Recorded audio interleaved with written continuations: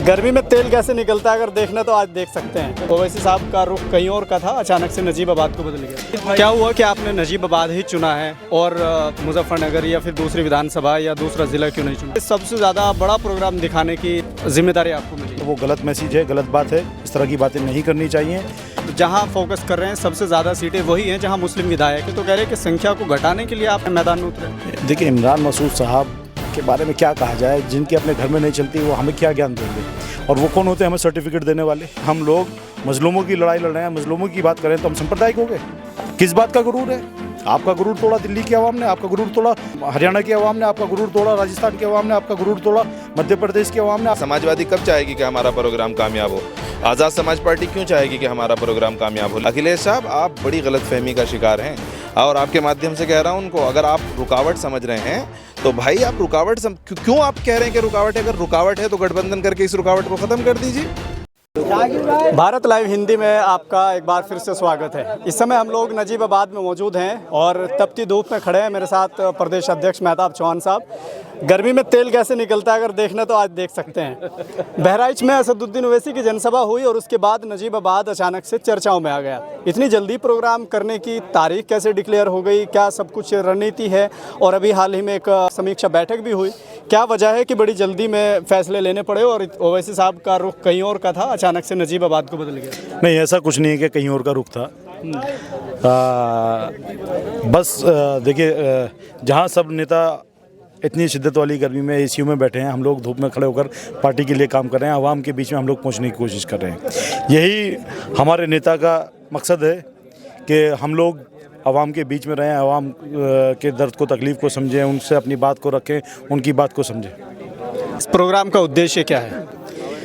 नहीं, देखिए, उद्देश्य तो आवाम से जुड़ना है, मेन चीज़। तो दूसरा चीज़ ये कि जल्दी विधानसभा चुनाव का ऐलान भी हो जाएगा, उसी को लेकर हम लोगों ने पूरे उत्तर प्रदेश के अंदर तैयारी शुरू कर दी है। क्या हुआ कि आपने नजीबाबाद ही चुना है और मुजफ्फरनगर या फिर दूसरी विधानसभा या दूसरा ज़िला क्यों नहीं चुना? नजीबाबाद भी हमारे उत्तर प्रदेश का हिस्सा है, पश्चिमी उत्तर प्रदेश में ही आता है, और कहीं ना कहीं से तो शुरुआत करनी पड़ती है। नजीबाबाद से कर दी शुरुआत। बहराइच के बाद एकदम नजीबाबाद, तो नजीबाबाद को लोग कह रहे हैं कि कहीं ना कहीं मेहताब चौहान और शौकत साहब के बीच वर्सेस का मामला चल गया है। कह रहे हैं कि सबसे ज़्यादा बड़ा प्रोग्राम दिखाने की अब जिम्मेदारी आपको मिली। नहीं भाई, ऐसी कोई बात नहीं है। शौकत साहब मेरे सीनियर हैं, मेरे सदर हैं, और ऐसा जो भी लोग कह रहे हैं वो गलत मैसेज है, गलत बात है, इस तरह की बातें नहीं करनी चाहिए। शौकत साहब के आदेश पर ही यहाँ प्रोग्राम लगा है, उन्हीं के कहने पर यहाँ प्रोग्राम हो रहा है। ऐसा कुछ नहीं है कि शौकत साहब के अगेंस्ट में कहीं खड़ा हूँ या कोई इस तरह की चीज़ें, ये गलत बात है। जो भी लोग इस तरह की का मैसेज देने की कोशिश कर रहे हैं वो गलत बात कर रहे हैं। प्रोग्राम से पहले कई तरह की चुनौती सामने होती है, तो यहाँ सबसे बड़ी चुनौती क्या है? देखिए, प्रोग्राम को कामयाब करना सबसे बड़ी चुनौती होती है। जो नेता आपके लिए यहाँ आ रहे हैं उनके लिए भीड़ का इकट्ठा करना सबसे बड़ी चुनौती होती है। प्रोग्राम के अंदर डिसिप्लिन लाना सबसे बड़ी चुनौती होती है। तो हम लोग हर तरीके से तैयार हैं और हम लोग इंशाल्लाह एक ऐतिहासिक प्रोग्राम नजीबाबाद के अंदर करने जा रहे हैं। हिस्सेदारी और बराबरी की बात ओवैसी साहब बहराइच से करके गए हैं, तो कई लोग कह रहे हैं कि क्या हिस्सेदारी आपको चाहिए? आप जहां फोकस कर रहे हैं सबसे ज़्यादा सीटें वही हैं जहां मुस्लिम विधायक है, तो कह रहे हैं कि संख्या को घटाने के लिए आप मैदान में उतरे। नहीं, हमने तो नहीं कहा। हम लोग एटा मैनपुरी जाकर तो लड़ेंगे नहीं। अखिलेश यादव जिस दिन मैनपुरी से, कन्नौज से, सैफई से, एटा से अब्बास अंसारी साहब को, आज़म खां साहब की फैमिली को, या अब्बास अंसारी, अफजाल अंसारी साहब की फैमिली को एटा मैनपुरी जैसी सीटों से लड़ाएंगे, हम लोग भी उस दिन सोच लेंगे कि हम लोगों को भी एटा मैनपुरी लड़ना चाहिए। बहराइच का प्रोग्राम होने के बाद लगातार सोशल मीडिया पर एक खबर बड़ी गर्दिश कर रही है। वो कहा जा रहा है कि इम्तियाज़ जलील को महाराष्ट्र में हराया गया तो समाजवादी को जिम्मेदार माना गया वहाँ। तो लोग कह रहे हैं कि खासकर आपके समर्थक कि वहाँ का बदला यहाँ लिया जाएगा बहराइच में, या फिर दूसरी सीटों पर समाजवादी के विधायक को हरा के। देखिए, नहीं ऐसा है। हम लोग अपनी लड़ाई लड़ने का काम कर रहे हैं। हमारा मकसद किसी को हराना जिताने से नहीं है, हमारा मकसद खुद को जिताने से है। जो लोग इस तरह का मैसेज कर रहे हैं, देखिए, जिसकी जितनी सोच होती है वो उस तरह की बात करता है। हम लोग उत्तर प्रदेश के अंदर मजबूती से चुनाव लड़ने जा रहे हैं और इंशाल्लाह हमें उम्मीद है कि उत्तर प्रदेश की आवाम इस बार हम पर भरोसा जताएगी।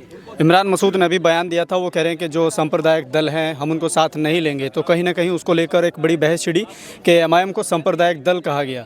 आप क्या जवाब देना चाहेंगे इमरान मसूद? देखिए, इमरान मसूद साहब के बारे में क्या कहा जाए, जिनकी अपने घर में नहीं चलती वो हमें क्या ज्ञान देंगे। और वो कौन होते हैं हमें सर्टिफिकेट देने वाले?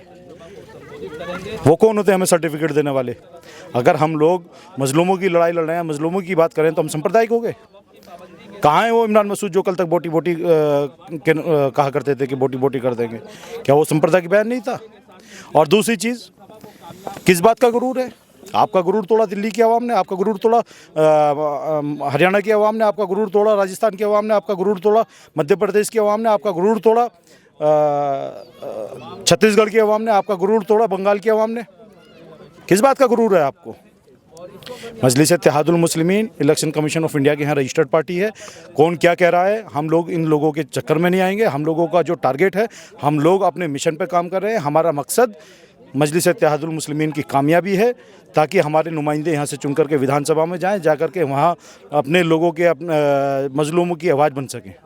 बिजनौर के धामपुर से एक मज़ार का मामला आया है, तो वहाँ चंद्रशेखर आज़ाद की पार्टी के लोग पुलिस के साथ नोकझोंक, तीखी नोकझोंक हुई, वो वीडियो वायरल है। तो लोग इस तरह के सवाल कर रहे हैं कि एमआईएम जब प्रोग्राम यहाँ होना है तो वहाँ क्यों नहीं दिखाई दी? क्या ऐसे ज़मीनी संघर्ष नहीं करती? उत्तर प्रदेश में आए दिन कहीं मज़ार का, कहीं मदरसों पे ताले डाले जा रहे हैं, कहीं मस्जिद को शहीद किया जा रहा है। मजलिस इत्तेहादुल मुस्लिमीन दिखावे की राजनीति नहीं करती है। हम लोग जहाँ जिस तरीके से करना चाहिए हम लोग लगे हुए हैं।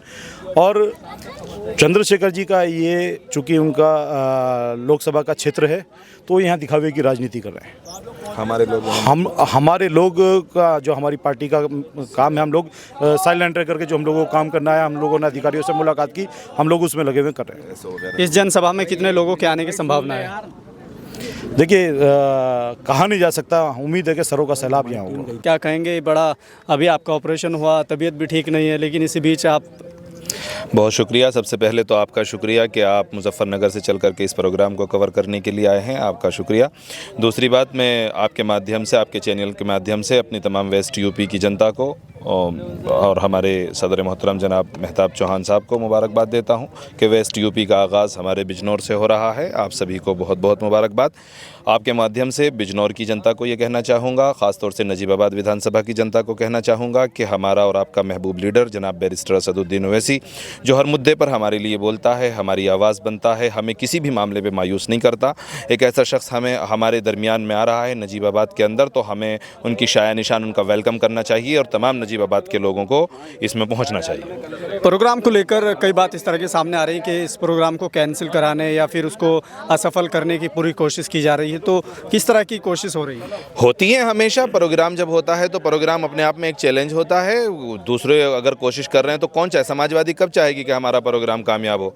आज़ाद समाज पार्टी क्यों चाहेगी कि हमारा प्रोग्राम कामयाब हो? लेकिन हम तो पॉलिटिकल पार्टी का तो सबसे बड़ी मजबूती ही ये होती है कि वो तमाम रुकावटों के बावजूद मेहनत कर रही होती है। हमारे सामने जितनी रुकावटें आएंगी इंशाल्लाह उनको अबूर करेंगे।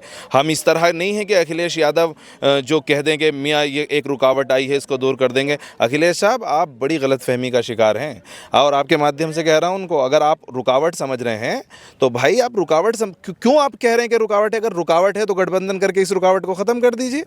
अगर आप रुकावट कह रहे हैं, आपको लग रहा है ये रुकावट है, तो आप गठबंधन करिए और इस रुकावट को दूर कर दीजिए। ये मेरा अखिलेश यादव को आपके माध्यम से कहना है। गठबंधन नहीं हुआ तो क्या ढोल ताशे लेकर बिहार के तरीके पे जाएंगे उनके पास? देखिए, ये फैसला तो हमारे प्रदेश अध्यक्ष जी का होगा, हमारे राष्ट्रीय अध्यक्ष जी का होगा कि आगे हमें क्या करना है। गठबंधन ये मेरे कद के ऊपर का सवाल है। मेरा काम ये है कि जो मेरा लीडर मुझे काम सौंप देगा, इंशाल्लाह इस ज़िले के अंदर वो काम होगा और हम जो है जब तक इंशाल्लाह इस ज़िले को संभाल रहे हैं इंशाल्लाह उसी तरह काम करते रहेंगे जिस तरह हमारे लीडरान हमें हुक्म देते रहे। कई लोग इस तरह की बात कर रहे हैं कि चंद्रशेखर आज़ाद की पार्टी यहाँ बड़ी मजबूत है, उनका गढ़ है, तो यहाँ कैसे सेंध मार पाएंगे? चंद्रशेखर आज़ाद के बारे में अच्छा आप कह रहे हैं। चंद्रशेखर आज़ाद किस तरह, मतलब किस तरह ये गढ़ माना जाता है चंद्रशेखर आज़ाद का? अरे भाई, नजीबाबाद में है, नजीबाबाद में मुस्लिम बहुल सीट है तो ये हमारा गढ़ है। चांदपुर है, मुस्लिम बहुल सीट है, हमारा गढ़ है। नगीना है, मुस्लिम बहुल सीट है, हमारा गढ़ है। दामपुर है, मुस्लिम बहुल सीट है, हमारा गढ़ है। नेहटोर विधानसभा है, मुस्लिम बहुल सीट है, हमारा गढ़ है। अरे हमने उन पर एहसान किया है, हमने उनको वोटों की भीख दी है तो वो बन गए हैं, अब हम भीख नहीं देंगे। अब आप भीख लेंगे? अपनों को भीख नहीं दी जाती। पहले तो भीख इसलिए दे दी कि ठीक है दे दिया, हमारे पास कोई इस तरह खर्च करने वाला नहीं था, इस बार अपने पास खर्च करना है। अपने को तो मदद की जाती है, अपने के साथ हदिये के साथ पेश आया जाता है। तो ये वोट जो है हम अपने लोगों को देंगे और इंशाल्लाह अपने लोगों को कामयाब करेंगे। कितना बड़ा प्रोग्राम होने की संभावना है? कितने लोग आएंगे? मैं कंपैरिजन तो नहीं कर सकता, लेकिन मैं इंशाल्लाह ये आपके माध्यम से कह रहा हूँ कि इंशाल्लाह ये प्रोग्राम अब तक की तारीख का सबसे बड़ा प्रोग्राम होगा। क्या नाम है आपका? मेरा नाम शमशाद हुसैन मुनीरी है। मैं धामपुर विधानसभा अध्यक्ष हूँ AIM का। अच्छा, अभी आप धामपुर से हैं, तो धामपुर की एक घटना है मज़ार की, वो बड़ी चर्चा का विषय बनी हुई है। उसको लेकर लोग कह रहे हैं कि MIM के लोग वहाँ नहीं पहुँचे हैं। MIM को वहाँ जिस तरीके से मज़ार को लेकर या और चीज़ों को लेकर कहा जाता है कि आवाज़ उठाती है, वहाँ तो आवाज़ नहीं उठाई। देखिए, घटना बहुत निंदनीय थी, लेकिन ये कहना गलत है कि हम वहाँ पर मौजूद नहीं थे। हमारी पूरी टीम CO साहब से जाकर के मिली, वहाँ प्रशासन से मिली, हमने अपनी बात रखी, मज़ार की बात रखी कि बगैर आपने नोटिस दिए हुए ये कार्रवाई कैसे कर दी। प्रशासन ने हमें पूर्ण भरोसा दिलाया था कि आप अपनी बात रखिए, अपने पेपर दिखाइए, और वहाँ पर किसी भी शरारती तत्व को हमने ना जाने की उनसे अपील की थी कि कोई भी वहाँ जाना नहीं चाहिए और यथास्थिति बनी रहनी चाहिए। उन्होंने हमें आश्वासन दिया था कि यथास्थिति रहेगी। आप जब कोर्ट के माध्यम से हमें उसके पेपर दिखाएंगे तो आपकी ज़मीन आपको दे दी जाएगी और वहाँ पर कोई भी निर्माण नहीं किया जाएगा, यथास्थिति में वो रहेगी। तो क्या ये कागज़ आप तोड़ने से पहले नहीं दिखा सकते थे, या कागज़ है नहीं उसमें? हमें मौका नहीं दिया ना, उन लोगों को मौका नहीं दिया दिखाने का, उस पार्टी को जो मज़ार कमेटी है उसको मौका ही नहीं दिया। जो पहले वहाँ पर पटवारी थे, जिन्होंने पटवारी ने उसकी छानबीन की थी, नाप तोल की थी, वो अचानक छुट्टी पे चले गए। पता नहीं प्रशासन ने आनंद फानन में आकर के ये कदम कैसे उठाया। उसका हमने पुरजोर विरोध किया।